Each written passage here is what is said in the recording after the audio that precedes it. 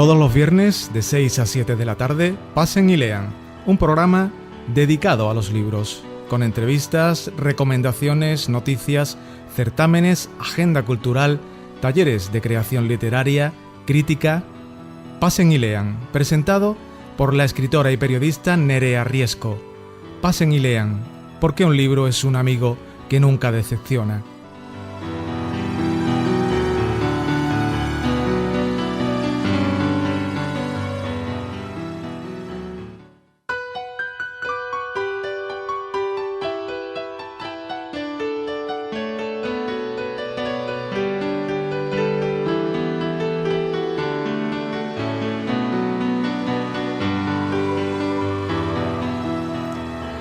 Muy buenas tardes, amigos. Bienvenidos a una nueva edición de Pasen y Lean, el espacio radiofónico, ya saben, en el que los libros y sus creadores son los auténticos protagonistas. Se puede leer en el Talmud: cuídate mucho de hacer llorar a una mujer, pues Dios cuenta todas sus lágrimas. Y es bien cierto que en los últimos tiempos la sociedad se ha concienciado de la realidad del maltrato, no solo físico, también del psicológico, al que se ven sometidas algunas mujeres. Pero hubo un tiempo en el que esas circunstancias, bueno, pues sabemos que eran poco más que algo normal. Hace unos días salió al mercado un libro que trata de este asunto visto desde un punto de vista muy particular. El libro se llama Una alcalaína frente a un mundo, el divorcio de Francisca de Pedraza. En un principio, por el título, puede parecernos poco sorprendente que una mujer se divorcie, pero la particularidad llega cuando nos enteramos de que el libro recoge la historia vital de una mujer, una vecina de Alcalá de Henares, que denunció hace más de 500 años las continuas palizas de su marido. La mujer, harta del sistemático maltrato de su esposo, solicitó judicialmente el divorcio, que en realidad, bueno, en aquella época era una utopía en una sociedad arcaica donde esa lacra estaba permitida. Los autores de la obra son los historiadores Ignacio Ruiz Rodríguez y Fernando Bermejo Batanero, profesores de la Universidad Rey Juan Carlos.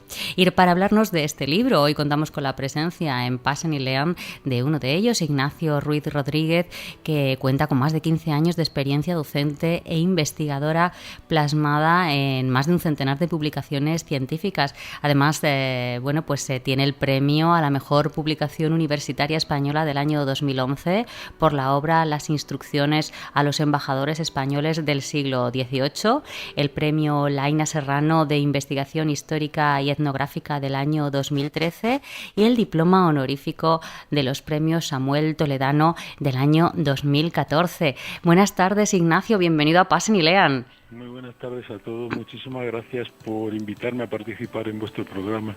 La verdad es que tengo que reconocer que estoy encantada de tenerte por aquí y precisamente por el tema que tratáis en este libro del que hablábamos al comienzo, una historia de maltratos dentro del matrimonio que se remonta a los inicios del siglo XVII. ¿Cómo llegasteis a conocer a Francisca Pedraza? Es curioso porque yo conocí a Francisca de Pedraza hace 20 años, cuando estaba realizando mi tesis doctoral, y la verdad es que lo primero que me llamó la atención es que hacía un proceso que en principio debería pertenecer a la justicia eclesiástica dentro de lo que era la justicia universitaria, que era donde realmente yo estaba trabajando, ¿no? Me sorprendió tanto que tenía desde ese momento una deuda con esta mujer, ¿no? Tenía que hacer pública su lucha, su perseverancia, su sufrimiento a una sociedad española del siglo XXI que afortunadamente prácticamente ha acabado con esta lacra y que entiende y que tiene como muy claro que el maltratador no debe estar en nuestra sociedad, sino que tiene que estar apartado de ella. ¿Quién era en realidad Francisca de Pedraza? ¿Era una mujer normal? ¿Tenía alguna característica? Era una mujer como cualquier otra mujer de esa sociedad de finales del siglo XVI, del siglo XVII. También es cierto que esa mujer queda huérfana, muy joven, y como consecuencia de ello pasa a ser educada por las monjas alcalaínas. Alcalaína es una ciudad que históricamente ha estado repleta de conventos e incluso de monasterios, ¿no? Entonces las monjas alcalaínas se encargan de su educación, y estoy convencido de que la gran parte de sus primeros momentos de vida los pasaría entre rezos y servicios a la comunidad eclesiástica donde estaba siendo educada. Luego también es cierto que esta mujer también recibió cierta dosis de lo que es la lucha, de lo que es el servicio, pero también de lo que es la austeridad y lo que es la perseverancia en algunas ideas. Tengo entendido, por lo que sé de la sinopsis de este libro, que en aquella época las jóvenes, en el caso de Francisca no porque estaba en el convento, pero en aquella época las jóvenes estaban bajo la tutela del padre hasta que pasaban a depender de su marido, a la tutela del marido, ¿no? Exacto, sí. Históricamente el papel de la mujer siempre ha sido el apartamiento. Hay una literatura que se ha desarrollado ya en el mundo medieval, incluso por los propios trovadores, que imputan a la mujer una serie inmensa de mitos, ¿no? La lujuria de la mujer, el cielo se perdió por culpa de Eva, que engañó, en cierto modo se dejó engañar por la serpiente, pero luego como consecuencia de ello ella engaña a Adán y son expulsados del paraíso. El lugar de la mujer históricamente es un lugar de apartamiento, pero no solamente porque lo diga la propia realidad, sino porque el propio ordenamiento jurídico establece ese rol de la mujer, el del servicio primero en el seno de la familia, cuya tutela recae en el padre, para luego posteriormente esa tutela que recaiga en el marido, ¿no? O, en caso de no contraer matrimonio, lo habitual sería ingresar en un convento. Pensemos que hasta bien entrado el siglo XX, la última hija que nacía generalmente se quedaba soltera porque tenía que quedarse al cuidado de los padres ya viejos. Sí. O incluso recordemos que hace muy poco, en la época de Franco, estamos hablando no hace tantísimos años, una mujer no podía ni siquiera abrir una cuenta corriente si no era con la autorización del marido. A veces nos hemos olvidado porque nuestra sociedad ha avanzado muy rápido, pero nos olvidamos que hace muy poco tiempo todavía el papel de la mujer era secundario en la sociedad, sin perjuicio de que obviamente hayan existido mujeres muy importantes en la historia de España. El caso es que Francisca salió del convento para casarse con Jerónimo de Jaras. ¿Sabemos algo de él, de Jerónimo? ¿A qué se dedicaba? Jerónimo de Jaras era un sujeto que hoy podríamos imputar perteneciente a la clase media de aquella sociedad, ¿no? Poseía ciertas tierras, era un señor que en principio no equidistaba mucho de cualquier otro varón de ese momento histórico. También es cierto que tenía una tendencia al consumo del alcohol, pero tampoco es muy extraño en aquella época. Pensemos que el lugar de reunión de los hombres o bien era en la iglesia o bien era en las tabernas, pues él frecuentaba constantemente las tabernas, consumía alcohol, y es el típico sujeto que ante terceros aparece como una persona magnífica, muy agradable, pero en el seno de casa se convierte en un monstruo. Pues bien, este monstruo ya no solamente fue en casa, sino que también fue un monstruo fuera de casa. Y toda su ira, toda su menosprecio interior lo aplicaba con esta pobre mujer que sufría palizas reiteradas, humillaciones reiteradas y por lo tanto malos tratos físicos y psicológicos. Es curioso porque lo que comentas, a pesar de la distancia de los siglos, también se repite en la actualidad. Casi siempre el perfil del maltratador pues es una persona que a veces consume alcohol, que además visto para la sociedad no es una persona que a ojos de los demás parezca violento y sin embargo sí ejerce la violencia con su pareja. En fin, que parece que el corte a pesar de los siglos se va repitiendo. Sí, es verdad. Y además son gente que en principio aparecen como muy tímidos, como muy recatados, como incluso, como hemos dicho, como muy buena persona, y sin embargo lo que alberga en su interior, en su mente enferma, es una persona muy, muy, muy peligrosa. Y claro, toda su ira, ¿en quién se descarga?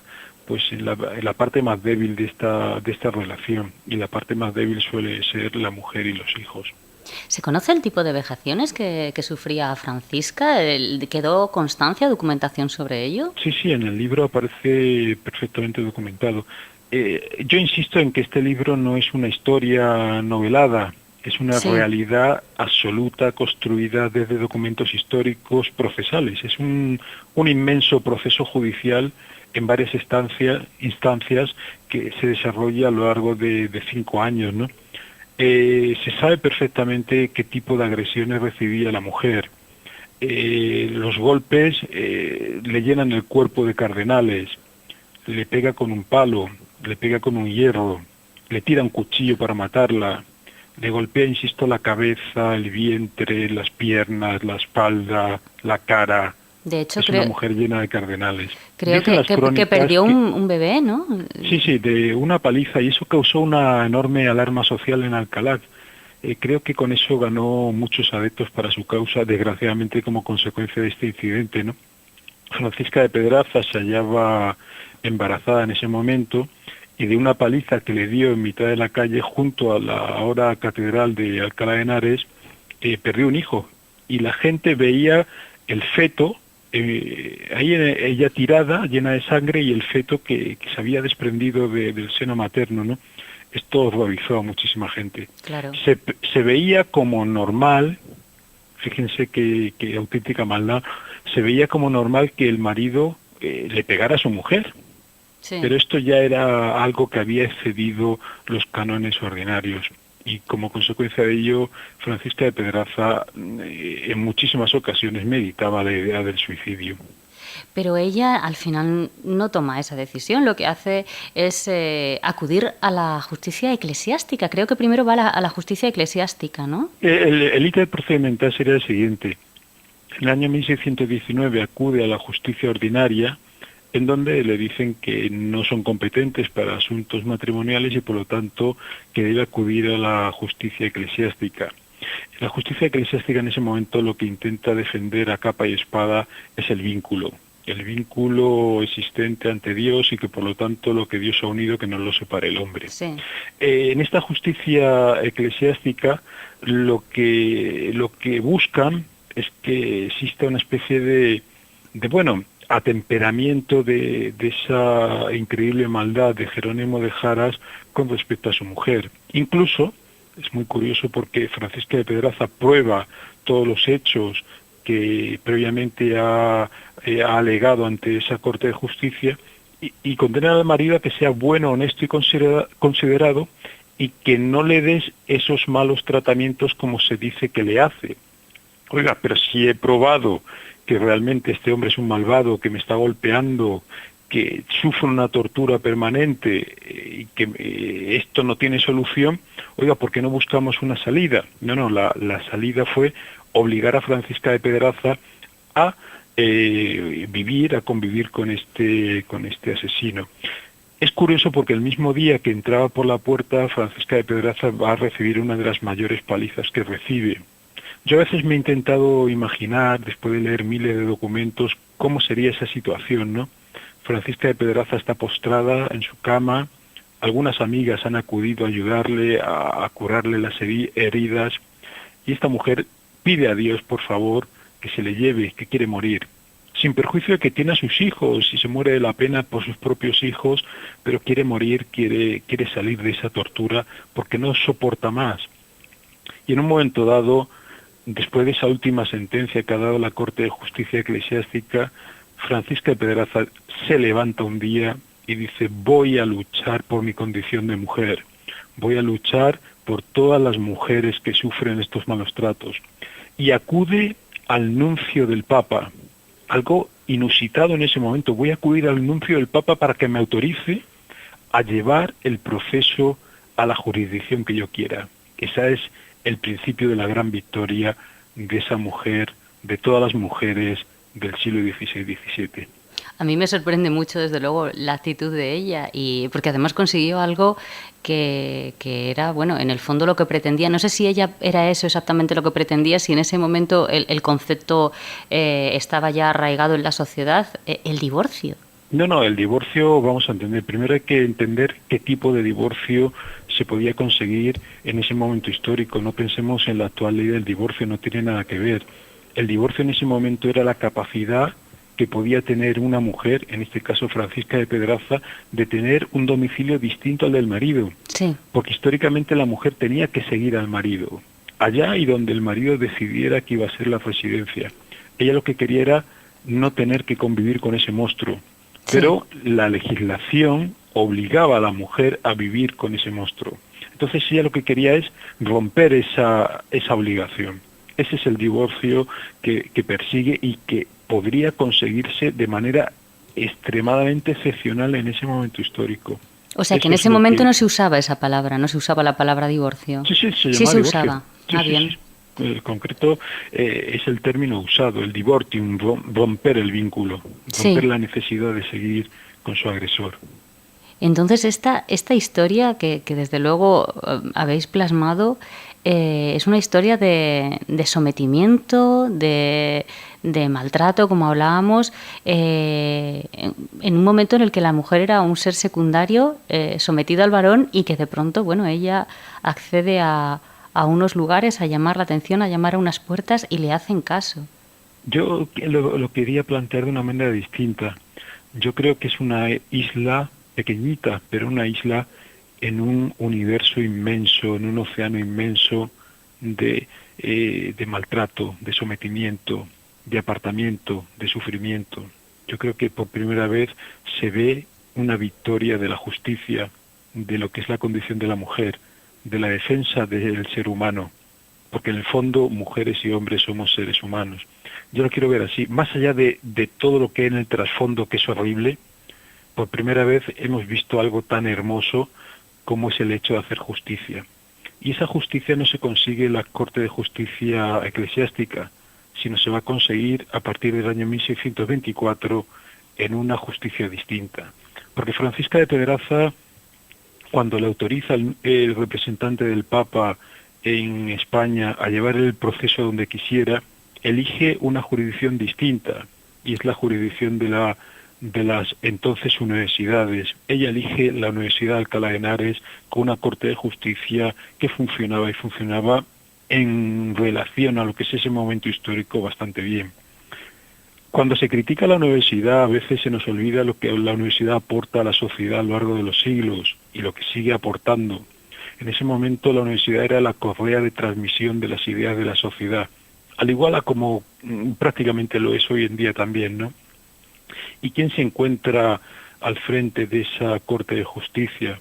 Pues un rector que pasará a la historia por ser el primer rector que tenía los grados en Derecho Canónico y en Derecho Privado. Estamos hablando de Álvaro de Ayala, que no es un cualquiera, es una persona perteneciente a la nobleza, es una persona perteneciente a una especie de estatus privilegiado porque tiene sobre su mano el control de una inmensa institución como es la Universidad de Alcalá. Y allí se abre un nuevo proceso judicial más allá de las instancias eclesiásticas, más allá de la instancia ordinaria que era la primera pretensión de Francisca de Pedraza. Y allí Francisca de Pedraza encontrará justicia. Exactamente, ¿qué consigue Francisca de Pedraza? Pues es curioso porque consigue más incluso de lo que pide. Porque normalmente hoy la justicia te dará como máximo lo que tú pides. Sí. Porque si no será extra petitum. En ese momento Francisca de Pedraza consigue el divorcio, consigue también la restitución de la dote y consigue, creo que lo más importante de todo ello, una orden de alejamiento no solamente contra Jerónimo de Jaras, sino con cualquier otra persona interpósita que éste pudiera utilizar para molestar a nuestra protagonista. Qué interesante. ¿Cuánto tiempo duró ese proceso para ella? A lo largo de las tres instancias distintas, corte ordinaria, eclesiástica y universitaria, estamos hablando de 5 años. Pero en la universidad, en apenas 3 meses, consiguió justicia. Es muy interesante todo lo que nos cuentas, porque es verdad que es algo que estamos hablando del pasado, pero yo recuerdo que hace unos años salió al mercado un libro de Miguel Lorente Acosta que se llamaba Mi marido me pega lo normal. y no hablaba de mujeres del pasado, hablaba de mujeres actuales, con lo cual vemos que bueno, que es una situación que se va repitiendo, que por lo menos nosotros podemos hablar ahora de ello y echarnos las manos a la cabeza, ¿no? Y decir esto cómo ha podido ser. Sí, Pero sí, no, bueno. es que esto para vergüenza de la historia de la humanidad se viene repitiendo, afortunadamente hoy en día muy poco, y además apartamos a todos los maltratadores, pero históricamente se ha repetido siempre. Era lo normal. Tú Sí. pégale lo normal, tampoco te cedas, pero tienes el derecho y el deber de corregir a tu familia, y por supuesto dentro de esa familia está incluida tu mujer, claro. A mí hay una cosa que me conmueve mucho desde que he conocido la existencia de este libro y he tenido conocimiento de vuestro trabajo. Eh, Esa sensación de que vosotros estáis rindiendo un homenaje a Francisca de Pedraza, pero también a todas las Franciscas de Pedraza que ha habido a lo largo de la historia de la humanidad, ¿no? Y que Sí, muchas... de hecho, el otro día presentaba este libro en la Universidad de Alcalá de Henares, en el Paraninfo, en el lugar donde se entrega el premio Cervantes. Y también tenía interés en haberlo hecho en Alcalá porque realmente es donde aparece la sentencia, ¿no? Esta sentencia tan bonita. Y allí yo a todos los presentes, había muchísima gente, les dije que este es un libro en homenaje a nuestra protagonista Francisca de Pedraza, pero a todas las Franciscas de Pedraza, las que han luchado, que han sido muy pocas, y la inmensa mayoría de la Francisca de Pedraza que por desgracia no tuvieron o el arrojo de enfrentarse a un mundo, porque se enfrentaban a un mundo, algo establecido, algo inmutable o que se pensaba que era inmutable en ese momento histórico.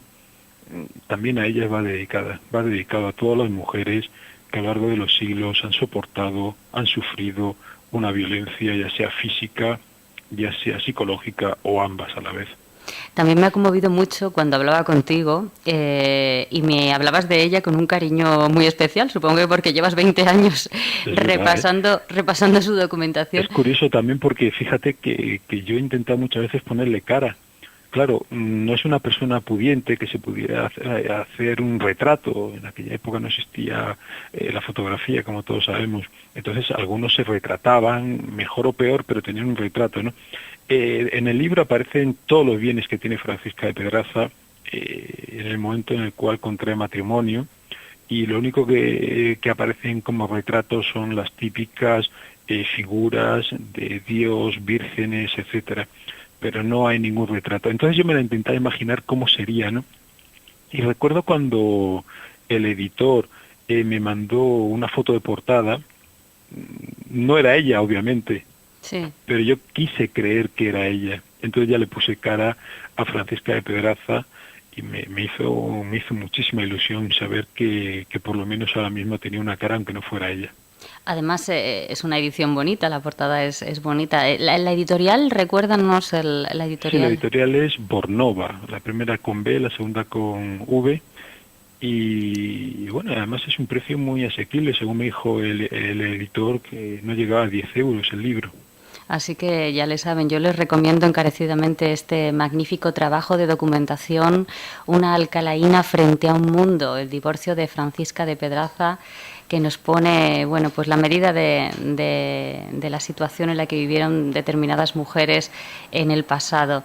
Una obra sin duda que no nos va a dejar indiferentes. Muchísimas gracias, Ignacio Ruiz Rodríguez, por estar con nosotros y, bueno, las puertas de Pasen y Lean abiertas, por supuesto, para vosotros. Muchísimas gracias a todos vosotros, me encanta de que me hayáis atendido y me encanta que como consecuencia de ello este caso sea todavía más conocido, porque todos tenemos que aprender que la violencia de género es una lacra que tenemos que acabar. Esto no se puede repetir nunca más, y aprendamos de Francisca de Pedraza, hay que luchar por apartar a los maltratadores. Pues muchísimas gracias, de verdad, gracias a ti, de verdad. Y esas historias que están ahí escondidas, que salgan a la luz gracias a historiadores como vosotros. Un abrazo muy fuerte. Un abrazo a todos vosotros, muchísimas gracias. Factoría de autores.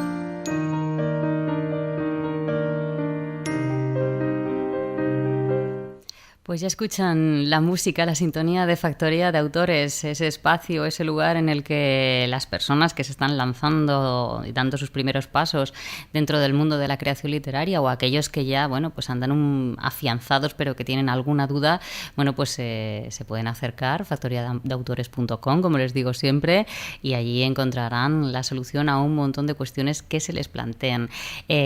También, ya lo hemos comentado en alguna ocasión, Factoría de Autores ofrece no solo esos talleres, esas correcciones de texto, esas recomendaciones buenísimas a través de los artículos que publican en su web, sino que también ofrecen fines de semana literarios. Me encantaría que Teo Palacios, que creo que está ahí al otro lado del teléfono, nos hable un poquito de ellos. Hola, Teo. Hola, Nerea. Todavía estás con la garganta un poco cogida, ¿eh? Hay que ver cómo estamos, ¿eh? Este invierno nos va a matar. Que no puede ser. Sí, nos hemos resfriado, pero bueno, ¿qué le vamos a hacer?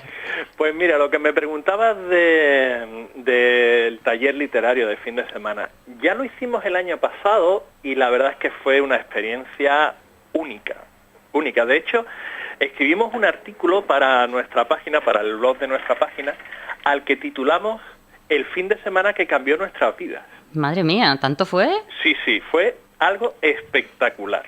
La verdad es que lo pasamos muy bien, aprendimos muchísimo y además tener la experiencia de estar 24 horas al día con gente interesada en aprender técnicas narrativas y demás, pues fue de verdad apoteósico.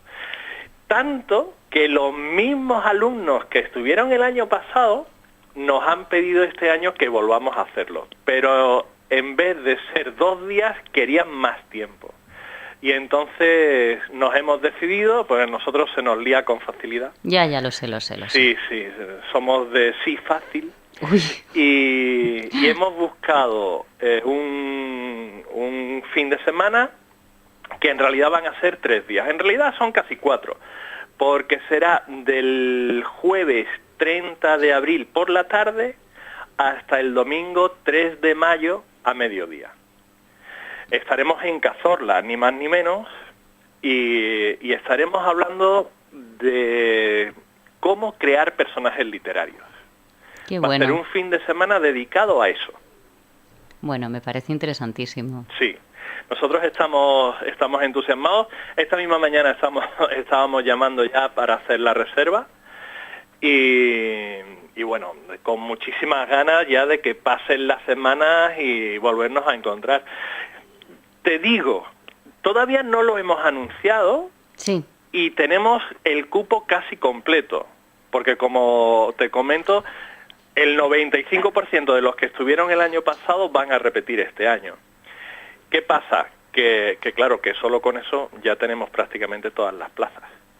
Pero aún quedan por ahí un par de ellas o 3. Así que si os interesa, los que estáis escuchando el tema, seguidnos en redes sociales, factoriadeautores.com, tanto en Twitter como en Facebook, o seguir nuestra página web, que dentro de poco anunciaremos la apertura de inscripción. Porque va a haber muy pocas plazas disponibles y o corréis o os vais a quedar sin ellas. Madre mía, me parece muy interesante disfrutar de la naturaleza, disfrutar de un fin de semana en Cazorla, que no puede ser un lugar más bonito, sí. Y además aprender y pasarlo bien. O sea, es como ya el fin de semana completo, el fin de semana redondo. Muchas ganas de que llegue, la verdad. Pues ya está ahí a la vuelta de la esquina. Pero bueno, mira, para abrir boca, la primera clase de ese fin de semana va a ser cómo construir un personaje literario en menos de 1 hora. Madre, pues eso me parece interesantísimo. Yo no me lo perdería, desde luego. Ya saben, acérquense o a través de la página web o a través de redes sociales, Factoría de Autores. ¿Y hoy de qué nos vas a hablar? La semana pasada nos hablaba Concha de las maneras de crear diálogos. Cinco datos nos daba de cómo crear diálogos. Sí, hoy vamos a terminar los 10 consejos básicos. Perdón, porque yo también estoy resfriado. No, claro, si tú has sido el germen inicial, claro que sí. Sí. Pues queremos completar los 10 consejos básicos para escribir un buen diálogo. Concha ya os daba 5, como tú bien decías la semana pasada, que eran no abusar de los dijos, pero tampoco buscar expresiones rebuscadas, que cada personaje tenía que tener su propio registro, que había que planificar al menos un poco cuál era el diálogo, y que ese diálogo tenía que proporcionar información interesante para el lector. Bien, pues el consejo número 6 es que los diálogos tienen que ser dinámicos. ¿Qué quiere decir esto? Pues que un diálogo no puede ser solamente un intercambio completamente frío y anodino de preguntas y respuestas. ¿Qué hay para comer? Salchichas. ¿Y las has preparado tú? Sí. ¿Y desde cuándo las estás haciendo? Desde ayer. Eso no aporta, no nos muestra nada del personaje. Decíamos, os comentaba Concha, que cada personaje tiene que tener su propio registro, pero no solamente eso. El diálogo tiene que aportar información de ese personaje. Nos tiene que mostrar cómo es, cómo piensa, cuál es su visión del mundo, cuáles son sus opiniones.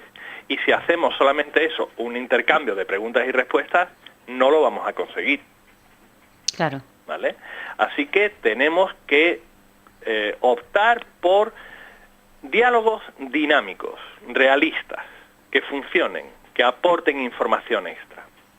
El siguiente consejo es que tenemos que dosificar la información que vamos a aportar en los diálogos. A veces nos pasa que estamos leyendo una novela y de repente en un diálogo nos dan la respuesta a todas las intrigas que se van a ir desvelando a lo largo de.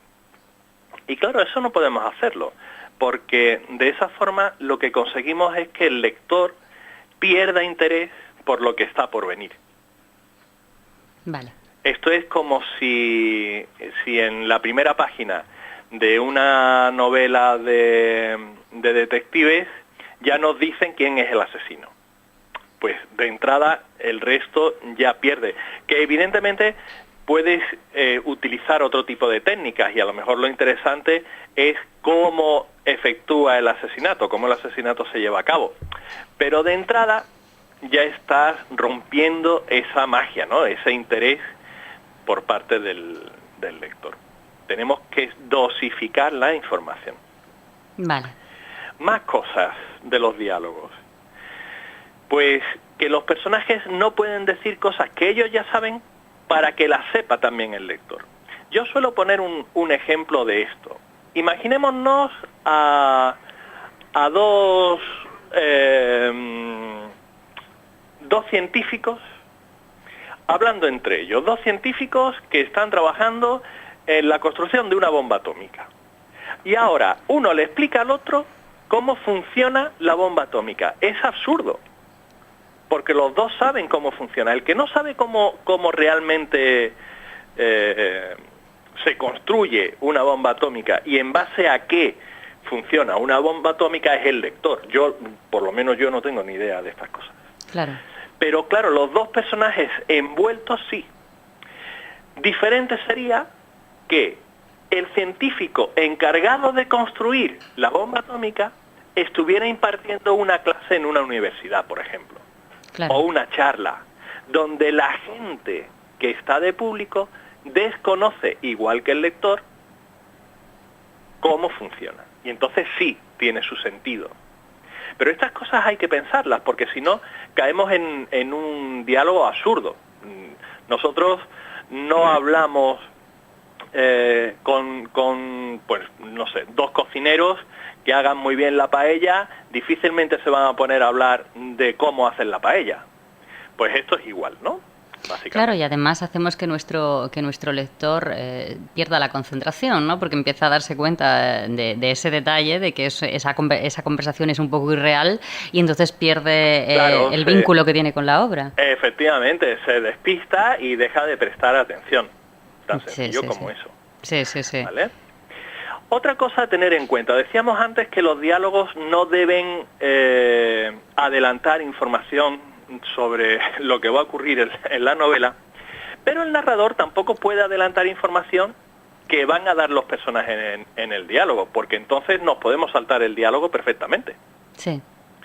Si vamos a repetir información, el lector de nuevo va a perder interés porque va a estar pensando, esto ya me lo has contado.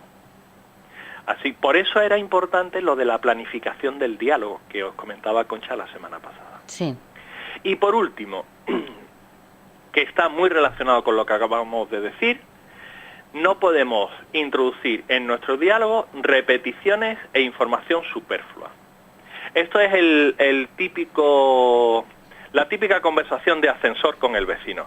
Uy, qué día más malo hace. Ay, sí, pues dicen que va a estar lloviendo 3 días. Uy, con la de ropa que yo tengo por tender. Ese tipo de diálogo no lleva a ningún sitio. No. Está llena de repeticiones porque están los dos personajes en el ascensor diciendo que hace un tiempo muy malo, pero nada más, es información superflua. Hay una máxima que hay que grabársela a fuego cuando uno escribe narrativa, que es todo lo que no aporte información importante para el desarrollo de mis tramas, hay que eliminarlo. Fuera. Sí. Fuera. Pues con los diálogos pasa igual. Vale. Perfecto. Y esos son los 10 consejos para escribir buenos diálogos. Qué Hay bueno. más cosas, claro. Pero con esto ya tenemos para poder empezar y escribir diálogos decentes.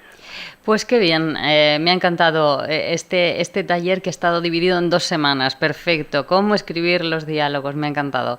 Les recuerdo a todos, si quieren saber, cualquier tipo de historia, conclusión, pueden encontrar artículos en Factoría de Autores que hablan sobre ello.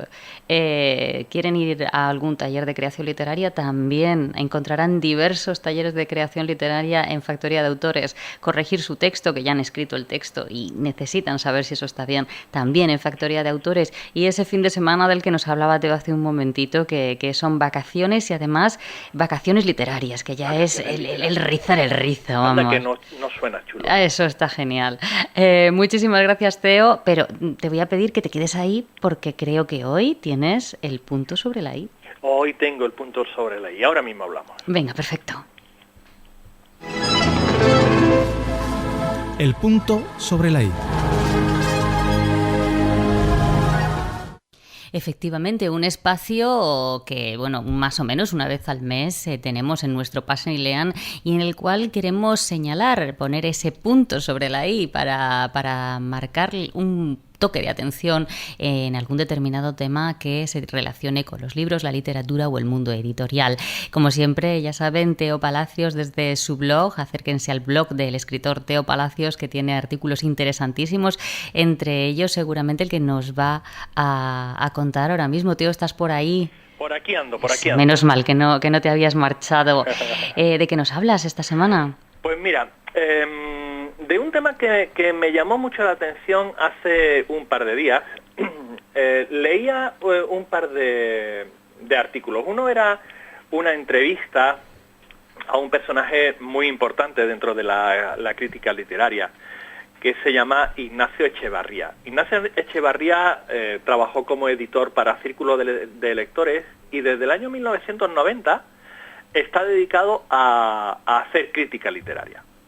Ha sido un hombre muy polémico. De hecho, hace unos años escribió una carta abierta al director del diario El País quejándose de que El País estaba practicando la censura y vulneraba el derecho a la libertad de expresión porque no estaba dispuesto a publicar determinadas críticas literarias que él había escrito. Entonces, en esta entrevista que leía a Ignacio Echevarría, él decía que ante la llegada de los medios tecnológicos y las redes sociales, las condiciones del trabajo del crítico literario han tomado un rumbo completamente diferente.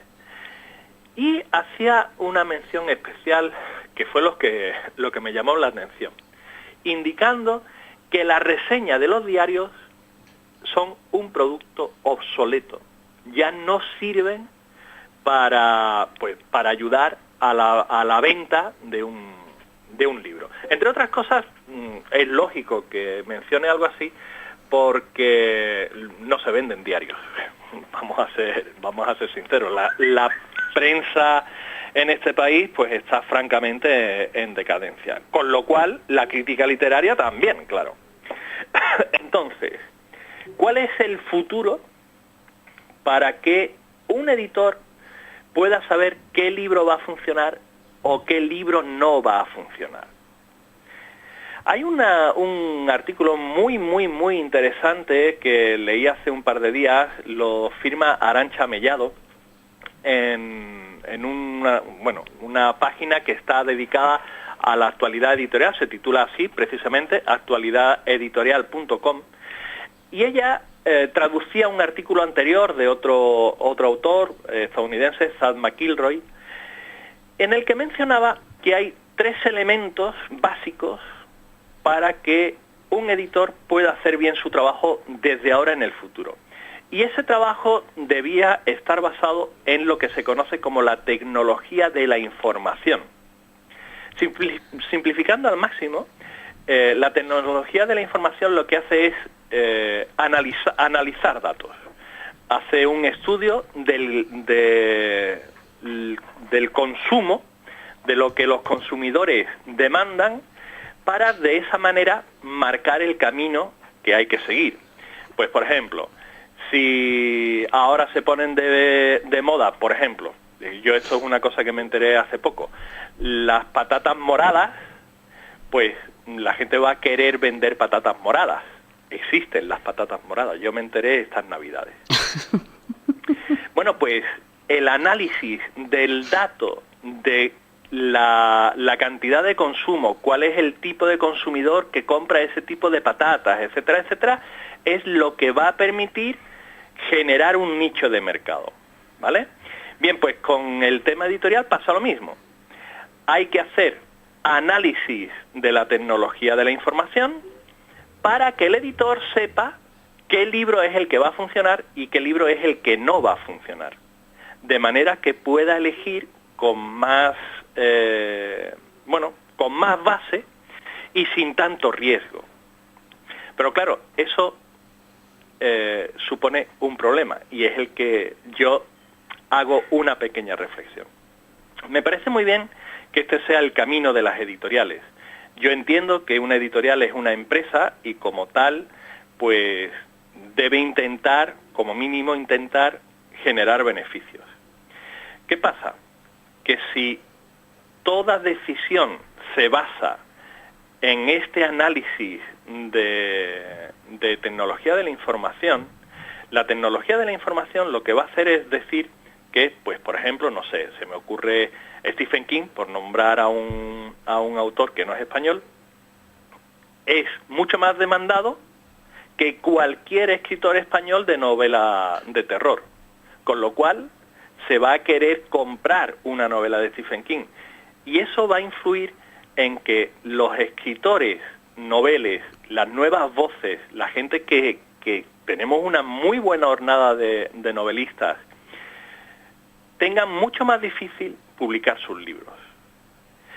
Y a la larga, eso puede provocar un problema para la editorial, porque ¿qué va a ocurrir cuando los grandes nombres de la literatura dejen de poder escribir? Porque llega un momento en tu vida, pues igual hasta terminan muriendo, claro, evidentemente. ¿Quién va a ocupar ese nicho de mercado? Si antes las editoriales se basan exclusivamente en los análisis de tecnología de la información y se pierde esa intuición que caracteriza o hasta ahora caracterizaba a los editores para buscar nuevas voces. Es un tema que debería hacer pensar. No, desde luego, porque no podemos dejar de alimentar a esos nuevos creadores que les hay muy interesantes surgiendo y a los que hay que dar una oportunidad. Efectivamente. Pues ya digo, por ahí van los tiros del futuro de las editoriales. Y bueno, la cuestión es ver cómo va a afectar esto a todos los escritores que están en el mercado, ¿no? Y los que están por venir, claro.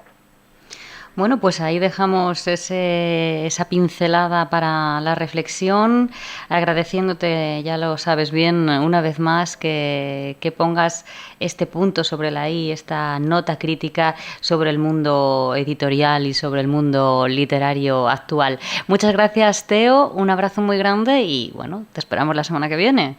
Un beso, Nerea, mejórate. Sí, tú también, tú también. Hasta luego. Hasta luego.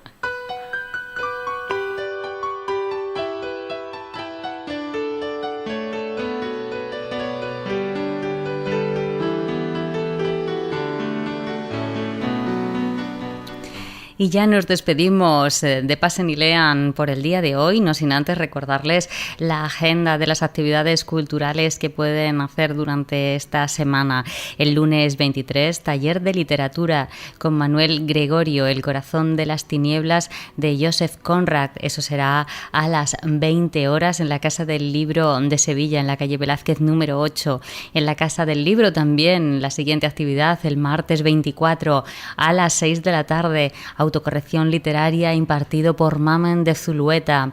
El día 25, miércoles a las 7 de la tarde, el Club de Poesía con Ana Alvea, una delicia, no se lo pierdan. El jueves 26 a las 7 de la tarde, Club de Novela Negra Gris de Campaña, coordina José Diego Pacheco. Todas estas actividades que les estamos comentando serán en la Casa del Libro, en la calle Velázquez número 8 de Sevilla. Gracias por acompañarnos un día más en Pasen y Lean y recuerden, tenemos cita el viernes que viene a las 6 de la tarde, no se olviden, ¿eh?